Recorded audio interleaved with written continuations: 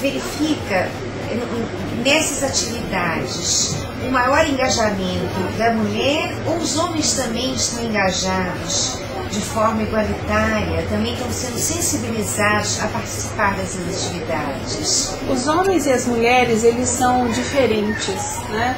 A mulher, ela tem sensibilidade, ela é afetiva, ela é afetuosa, ela tem uma noção de abrigamento e albergamento das pessoas, da família, dos amigos queridos. Ela tem uma sensibilidade diferente. Não que o homem não a tenha, mas são diferentes, simplesmente diferentes.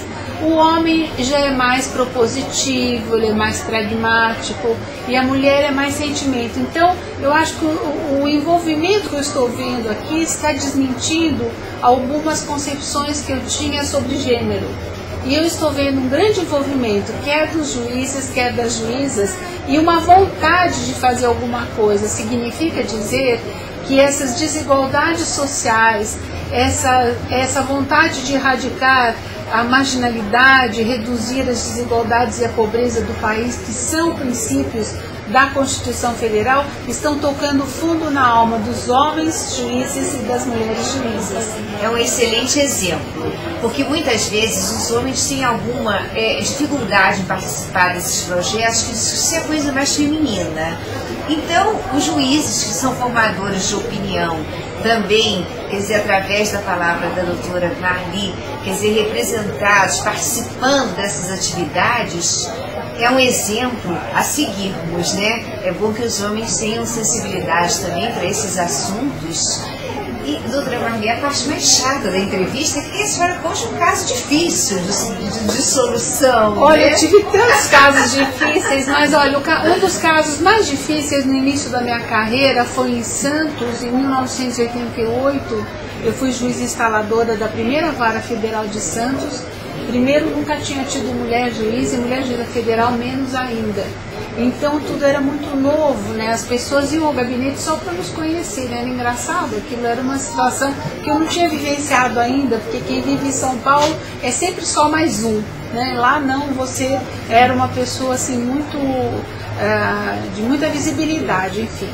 Mas chegou um caso em que havia uma briga do município de Santos com a União Federal a respeito de uma área, um terreno que nós denominamos de acrescidos de marinha. Então existe, por exemplo, uma área que a contar onde as ondas estouram, a gente chama terreno de marinha. E logo a seguir chamam acrescidos de marinha, aquele que tem o mesmo contexto, vamos dizer, do terreno de marinha. E tanto o terreno de marinha como os acrescidos de marinha pertencem à União, né? Normalmente os acrescidos de marinha, a União deixa que o município coloque, ele instale equipamentos comunitários, enfim, ou algum prédio de uso público, enfim. Mas acontece que lá se instalou uma grande favela. Então a procuradora do município esteve comigo, muito brava, porque o caso estava no estado e veio para a federal, porque ela queria a área, a prefeitura queria a área. Então disse, olha, aquela área é crescida de marinha, não é da União, porque já está afetada para o serviço público municipal, para a atividade municipal. E eu fiquei muito em dúvida, então usei uma possibilidade prevista no Código, que é a inspeção judicial, e fui lá. E cheguei lá, encontrei uma favela toda arrumadinha, as casinhas bonitinhas, um arruamento bem feito, um pessoal ordeiro, trabalhador. Eles estavam morrendo de medo da minha visita, porque eu fui com a Polícia Federal, a Polícia Militar, porque foi pintada uma cena, uma história para mim que era muito desagradável e muito desconfortante.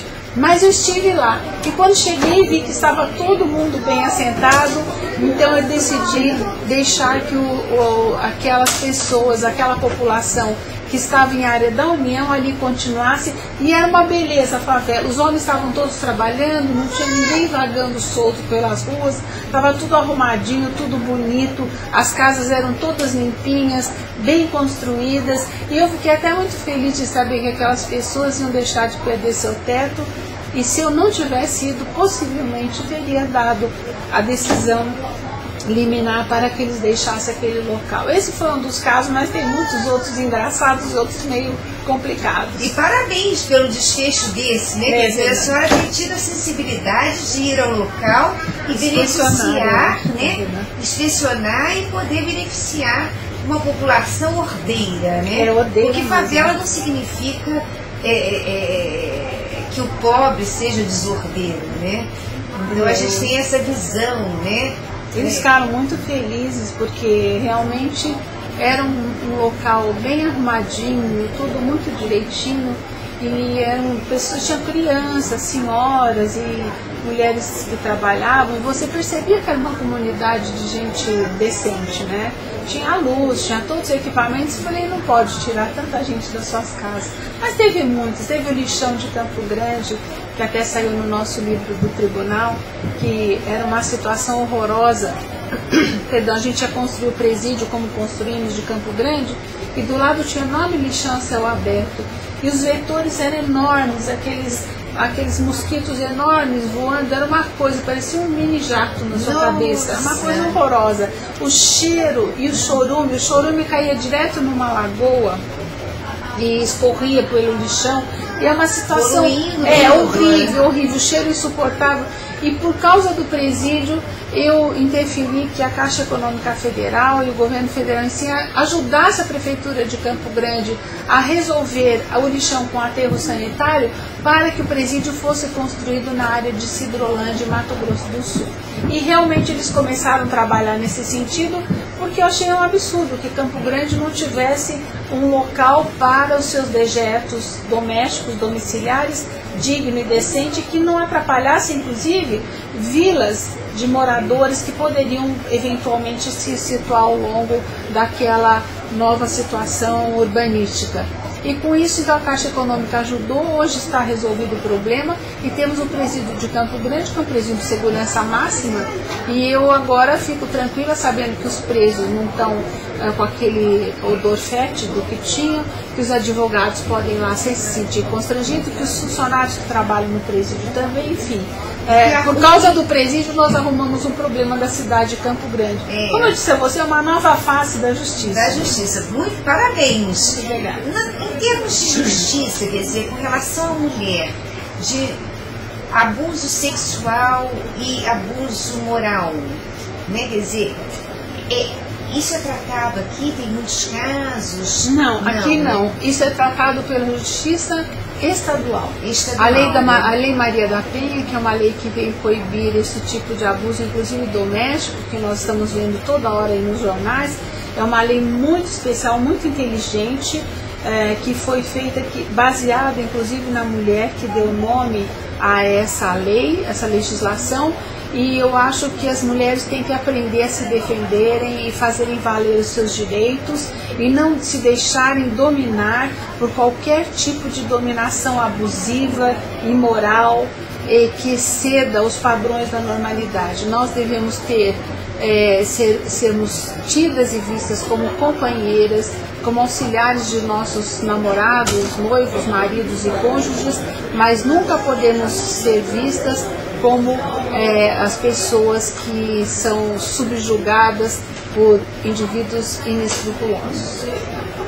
Obrigada, doutora Marli. Lembrando, a doutora Guiomar Milan Sartori Oli, na entrevista da semana passada, disse que a mulher e o homem devem andar lado a lado. Então, lembrando as palavras da doutora Guiomar, nos despedimos, agradecendo mais uma vez o seu carinho de ter nos concedido essa entrevista, renovando os votos de muitas alegrias, muitas bênçãos, muito sucesso e parabéns pelos trabalhos realizados e com certeza os que ainda terá muito a realizar, e com todo esse carisma e essa alegria e essa benevolência, com certeza serão maravilhosos para o país que vivemos. Parabéns. O desembargador, a doutora Diva, quanto o desembargador, doutor Castro Guerra, são juízes de carreira há mais de 20 anos. E hoje vamos conversar sobre a questão social da justiça. Preliminarmente falaremos sobre a questão previdenciária. desembargadora doutora Diva, desembargador Doutor Castro Guerra, um carinho muito grande estarmos aqui juntos conversando em meu programa na TV Orkut, e gostaria muito de ouvi-los sobre a questão social, inicialmente a questão previdenciária, que afeta a vida de todos nós, cidadãos que trabalhamos, os que estamos com carteira e os sem carteira, que também são assistidos por esse magnífico e competente tribunal.